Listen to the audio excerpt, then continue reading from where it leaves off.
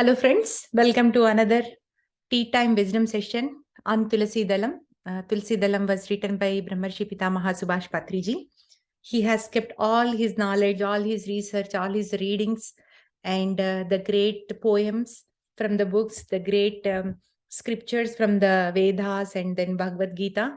He kept everything for us here so that we can simply learn the knowledge and we travel towards the divinity. So that was the whole purpose of writing Tulasidalam.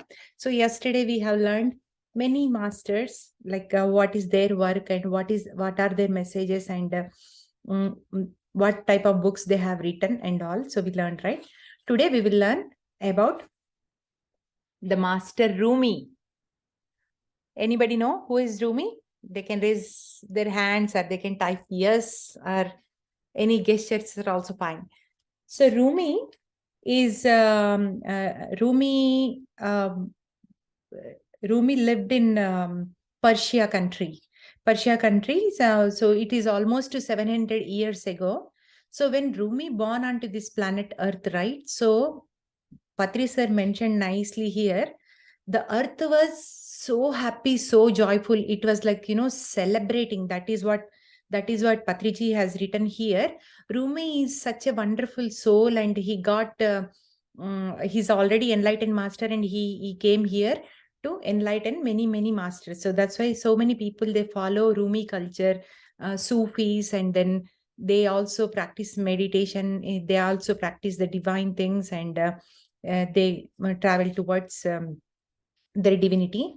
So from he's a great poet, and he has written so many poems, and from one of them is Patriji mentioned here about about the knowledge and wisdom and the soul science.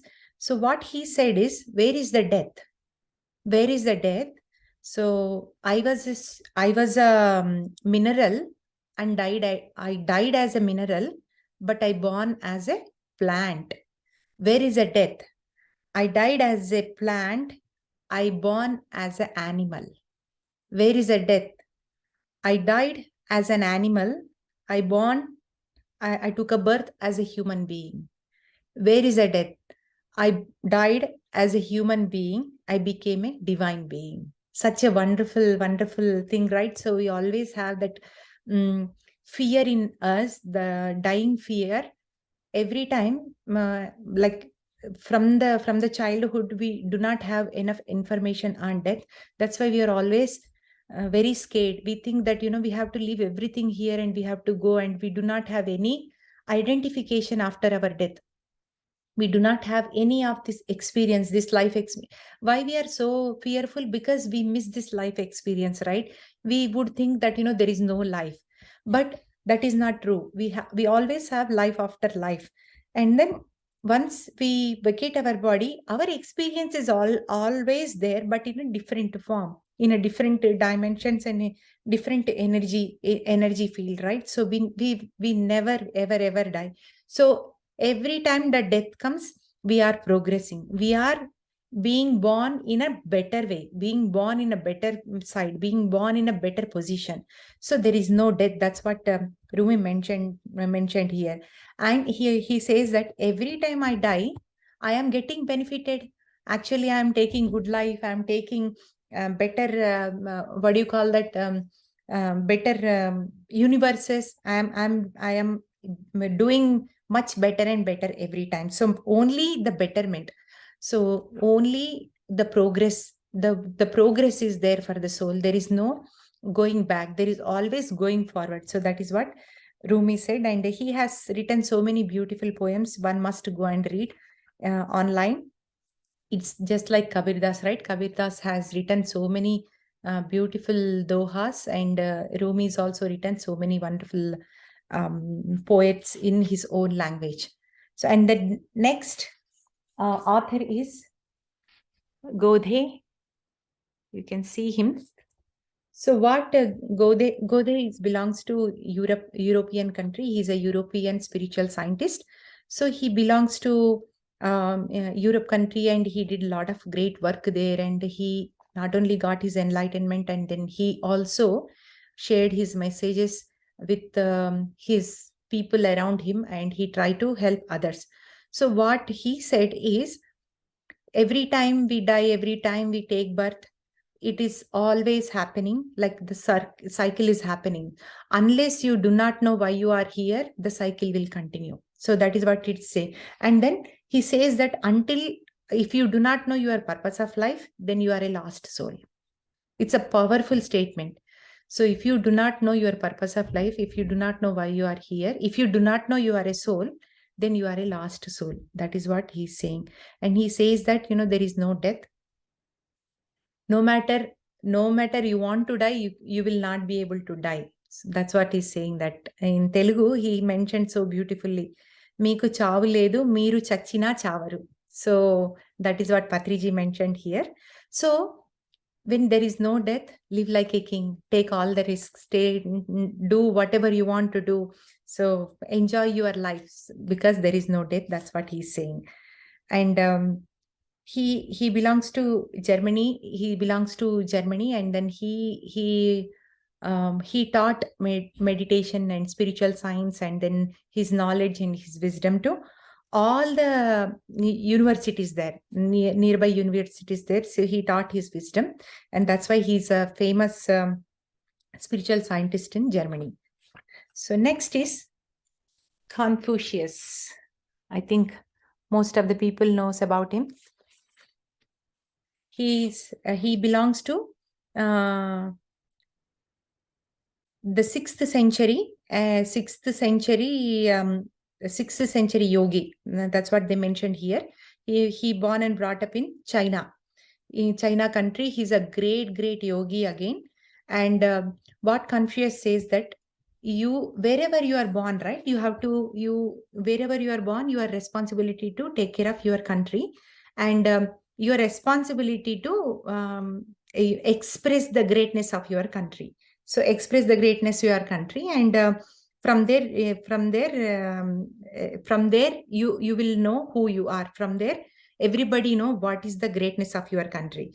So what he says is, first of all, we must take care of our country. This is our responsibility. If you are born and brought up in India, you are in India, it is our responsibility to take care of India.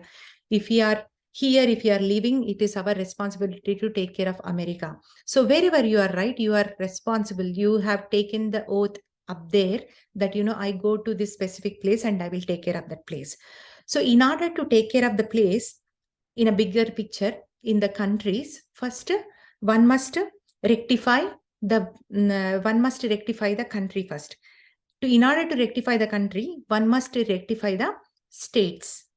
In order to rectify the states, one must rectify the towns, cities, and then one must rectify the cities, and one must rectify the towns, and then one must rectify the counties. And in order to rectify the county, one must rectify the families. In order to rectify the family, one must rectify themselves first. So, if you really want to change the world, so what is the secret here? We must change. We must rectify who we are. We must rectify what we need to learn, what we need to change. Then we can fix everything. Only one person. That's why Mahatma Gandhi said, right? Be the change what you want to be and what you want to see outside. So same thing, Confucius saying the same thing. So we have to rectify our mind. If our mind is good, our family is good. We are taking care of our family. If our family is good, definitely they are everywhere, right? So the county is good. If the county is good, town is good. Town is good, city is good. If the cities are good, states are good, and country is good. See, look at that. Look at how we are helping everything in a one cycle, just changing our mind, my dear friends. So Confucius said that always rectify your mind, always change from your side only. There is nothing you can change outside. You cannot change your cities, you cannot change your people, you cannot even change your family members. Okay, only thing is you can change is yourself. So such a great wisdom, right? We always say, okay, my country, I have to change. My family, I will change them. I will make them better. No, you can't do that. So that's what his saying is and he has written so many books. So one is Confucius Analytics, other one is the Four Books, and the other one is Mencius. So there are so many other books, and he's a very highly enlightened being. And Patri sir always refers his knowledge and wisdom, the one I expressed just now, how to rectify your mind. Patriji always explains about that. And then next is Plato. So this Plato master is belong to Greek. So in the Greek, and he's one of the famous spiritual scientist, and he belongs to what is that? This is, yeah, he belongs to 5th century. And what he says is, the God, what we call the divine, what we call the higher consciousness, what we call is everywhere, and there is nothing in this universe which is not God. Every molecule, every particle, every energy out there, everything is God. Only we are dividing it as a good or bad, negative or positive, everything. If God created everything, if everything exists is God, then what is not God, my dear friends? Whatever we are seeing, like whatever suffering we are seeing out there, whatever injustice we are seeing out there, everything is God. So it is all perfect. So, but what he says is, because of our ignorant, we lost the divine power. Actually, we were so powerful. We had so many, we had free wings to go from one place to other place. We are all like a divine beings. The body was never existed. We were all in the energy form. But what happened is, we downgraded ourselves because of our mind, because we did not rectify our mind. Slowly it came down, and we became so limited to this body, and we lost all our divine power. We lost our divine siddhis. We lost our teleportation, and astral visions, and going from one place to other place, all the powers, right? Everybody used to have it, but because of our ignorant, we lost everything. And what Plato says is that you have to help yourself in order to become that divine person again, because for example, like, you are living very nicely, like, very richly, and all of a sudden you forgot who you are, and you are living so poorly, though you have all the wealth inside you, inside your box, still you are living. We must have heard this story, right? And the beggar is begging food out there, but he was sitting on the box. So one time, one guru comes, says, like, why are you begging? Why are you begging? So he said that I want to make my own. I mean, I want to live on this planet Earth, and I want to beg so that I can get bread and butter, so that I eat and I live. And what about more? Then he says, no, I cannot ask for more, because I don't deserve and I don't have it. Then his Guruji says that, open the box, the box which you are sitting, just open the box. So he opens the box, all his jewels, all his money, everything is on that, everything is in that box. He just forgot that, he has all those wealth. So he locked it, and he just sat. After some days, what happened is, he was thinking, I do not have anything.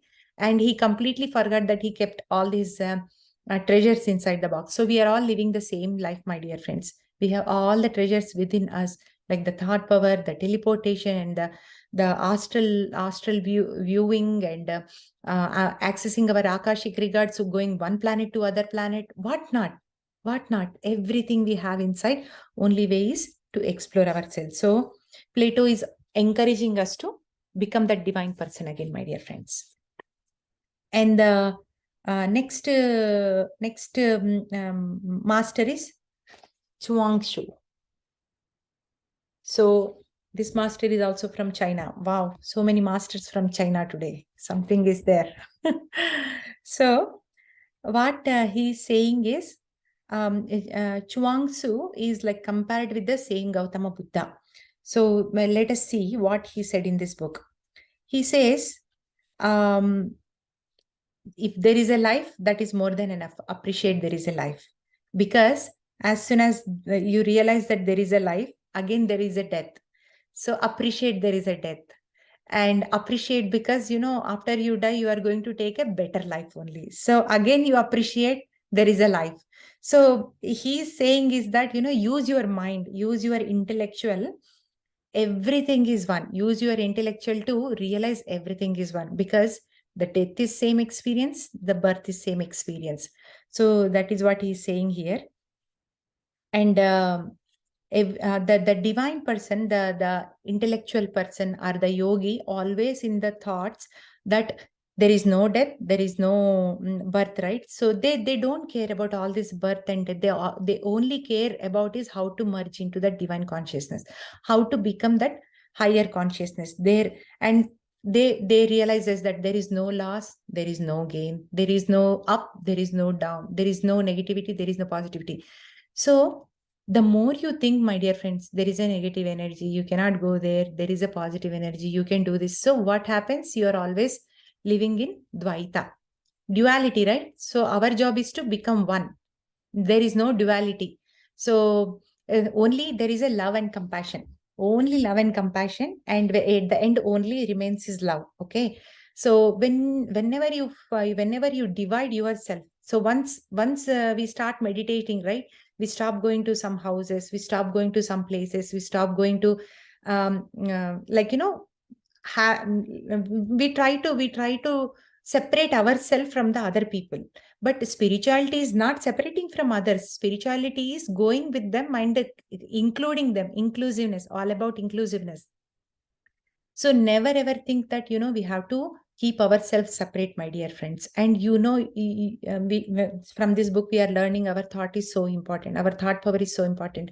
As you can see, Patriji went one door to other door to other door to other door. So he went to Brahman's house, he went to Katik's house, he went to Vaishya's house, he went to Kshatriya's house, he went to American's house, he went to Germany's house. Every house is same for him. He never differentiated, okay, there is energy, there is no energy. I cannot eat here, I cannot go there, I cannot. Never ever, because the only what he's. So every time his thought is so powerful. Okay, if I am if I am being placed in that area, there must be my work. So I have to teach them meditation. That is only thing he knows. So he always goes every house, every door without any judgment, my dear friends. And I learned so much from that. He never separated. I never seen him talking about negative energies, low energies, don't do this. He always talks about do this. You can do it. Yes, that is a good place. Yes, that is a great place. So for example, we were looking for a place in Atlanta. He's a guru. He knows that that place is not suitable for us, or it is not going to happen. But he never said anything. Just because he's guru, he never said anything that don't do here or don't do there. He just encouraged. He came for Bhumi Puja and he did it. He knows that it is not going to happen. So why he didn't say? Because he wants us to experience. He want to learn from that experience. What is there? If at least we have created the energy, we have created the excitement to create the pyramid, we have created the energy circle so that people can build more pyramids there. So your thoughts are already there, right? So during that process you have put a lot of good thoughts, and that good thoughts are going to fly somewhere or the other places and land there and manifest the pyramid. So that doesn't mean that he did not say, okay, I am a master, you have to listen, you have to build only here, there is an energy here, there is not. No, never ever. His always goal is to everything is one, everyone is one, we are all soul, we are gods. That's all his sentence. So much, so much to learn from him. So same thing like Chuan Tzu also, like compared to Buddha, because he inspired many in his country. So, and there are so many great books of him. Chuang Tzu's basic writings are there.